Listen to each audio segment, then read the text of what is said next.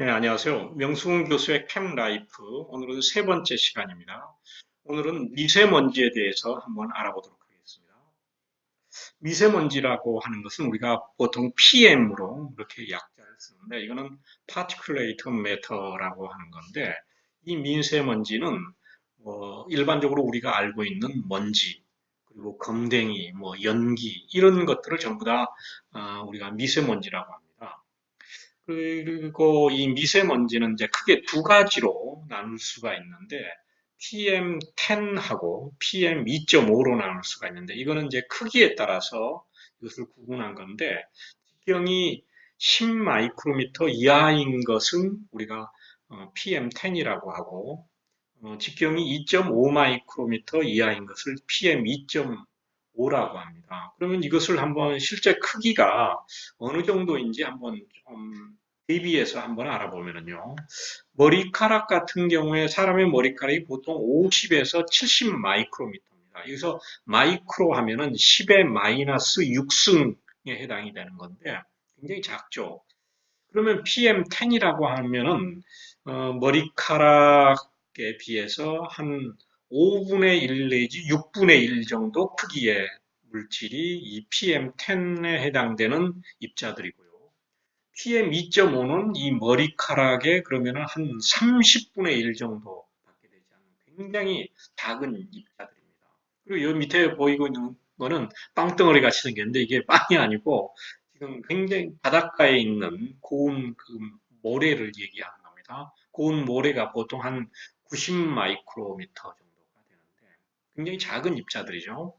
그리고 좀 더불어서 다른 우리 일상생활 가운데서 우리가 접할 수 있는 다른 것들의 크기하고 비교를 하면은요. 여기가 이제 10 마이크로미터고 1 마이크로미터인데 10 마이크로미터 정도 크기 되는 것은 꽃의 화분들 있죠.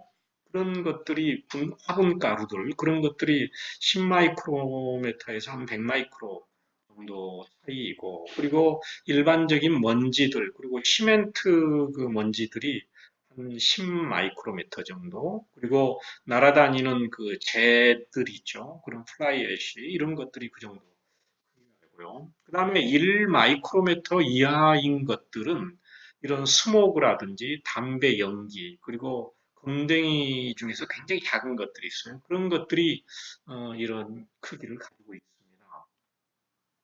그러면은 이 미세먼지들은 어떻게 해서 생성이 되는지 그것을 한번 살펴보면은요. 크게 이제 두 가지로 나눕니다.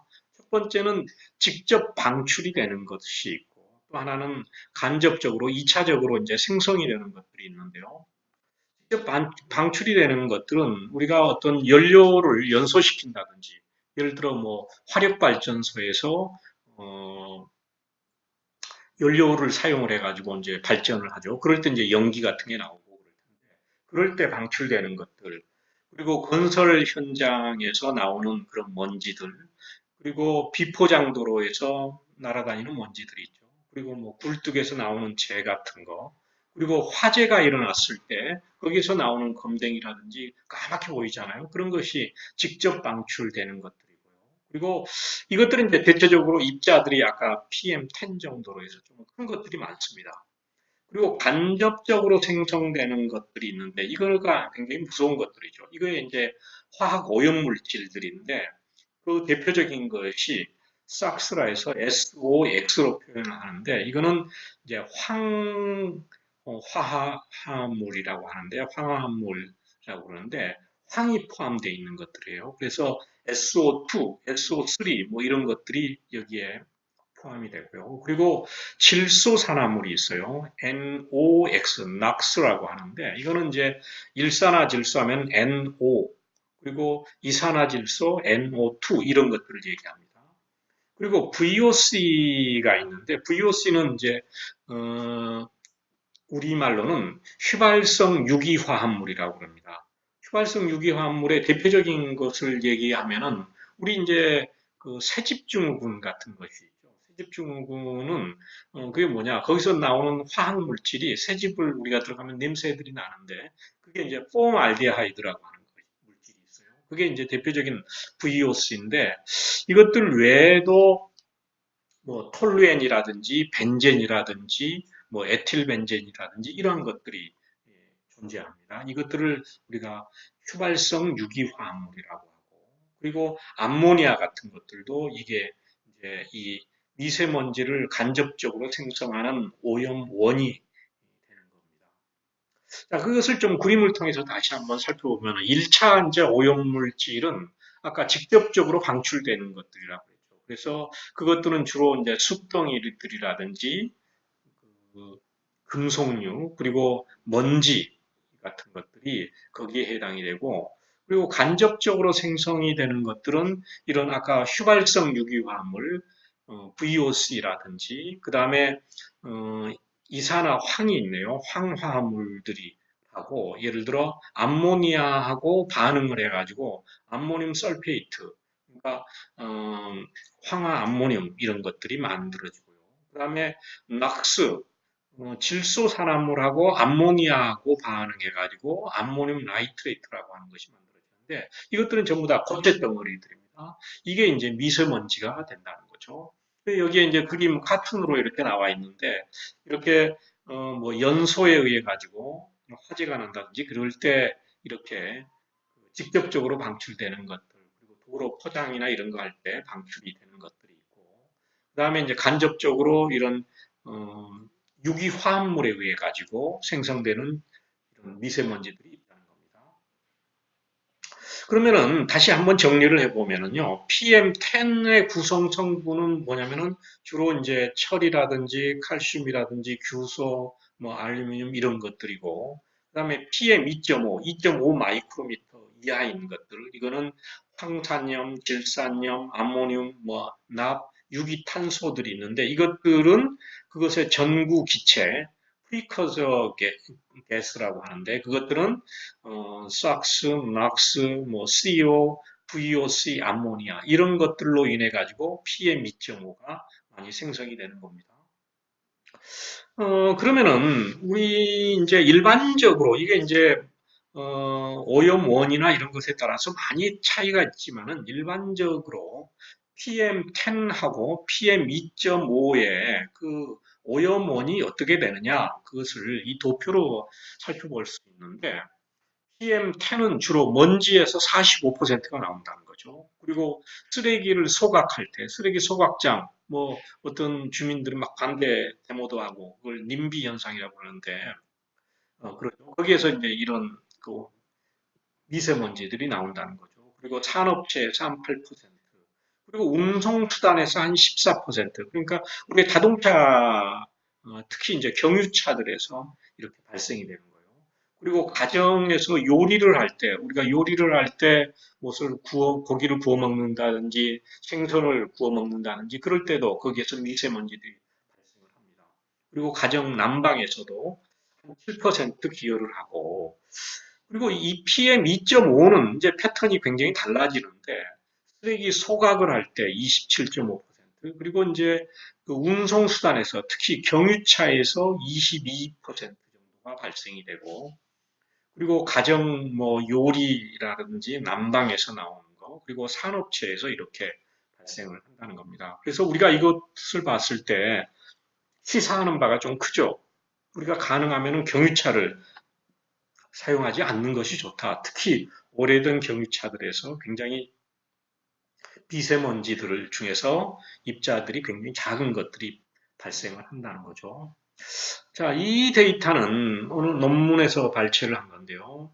예전에 보면은 런던이 스모그로 해서 굉장히 유명했었죠. 1950년대 초까지 해서. 그때 이제 그 스모그들은 주로 어떤 것들이었냐면 이 가정 난방이라든지 화력 발전을 통해서 그 화석 연료를 썼는데 그때 나오는 질소산화물이라든지 이 숯 검댕이들이 많았어요. 그런데 이 지금 이제 1940년도에부터 현재까지의 로스앤젤레스 그리고 1990년대에서부터 베이징의 그 오염원을 살펴보면은 주로 이제 로스앤젤레스, LA 같은 경우는 낙스라든지 VOC, 오존, 그리고 미세먼지 이런 것들이 많고 그리고 주로 이제 그것의 오염원이 뭐였냐면은 주로 운송수단이라는 거죠. 자동차에서 많이 나왔다는 거죠. 그리고 이제 베이징, 이제 중국에서도 마찬가지로 그 오염 물질들이 이런 질소산화물이라든지 휘발성 유기화합물 그리고 황화합물들이 있는데 그리고 여기에서는 추가적으로 아까 자동차 운송수단뿐만이 아니고 산업체에서 굉장히 많이 이 오염물질을 발생을 하고 있다 하는 연구 결과입니다. 그러면 이 미세먼지가 우리 인체에 어떤 영향을 미치느냐? 굉장히 안 좋겠죠. 이거는 이제 이 미세먼지들은 우리가 호흡, 흡입에 의해서 가능하거든요. 우리가 이제 숨을 들이쉬면은 그게 들어간다는 거죠. 그래서 10 마이크로미터 이하 PM10 같은 경우는 폐나 혈액까지도 침투가 가능하다는 거죠. 그리고 PM2.5는 그보다 더 침투가 잘 돼가지고 더 위험한데 그래서 이것들은 이제 주로 뭐 심장 질환이나 폐 질환이 있는 사람들이 조기에 사망한다.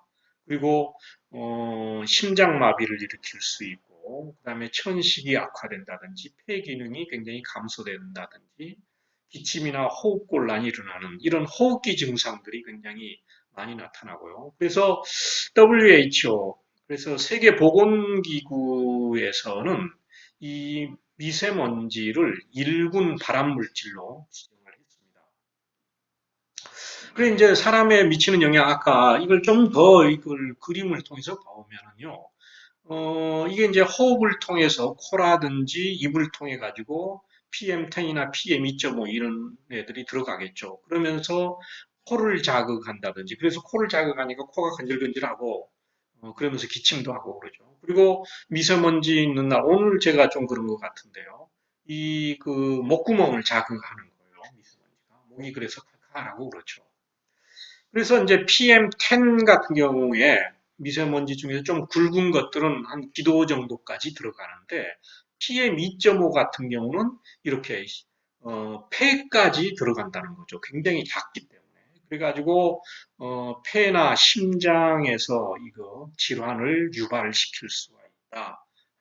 그러한 연구 결과들이 있습니다. 그래서 이런 미세먼지는 굉장히 무서운 거죠. 그런데 이 미세먼지가 최근에 일어난 거냐? 사실은 그렇지가 않습니다. 연구자들의 결과에 의하면은 지금 절대양으로 봤을 때 10년, 20년 전보다 미세먼지의 양은 줄어들었다는 거예요.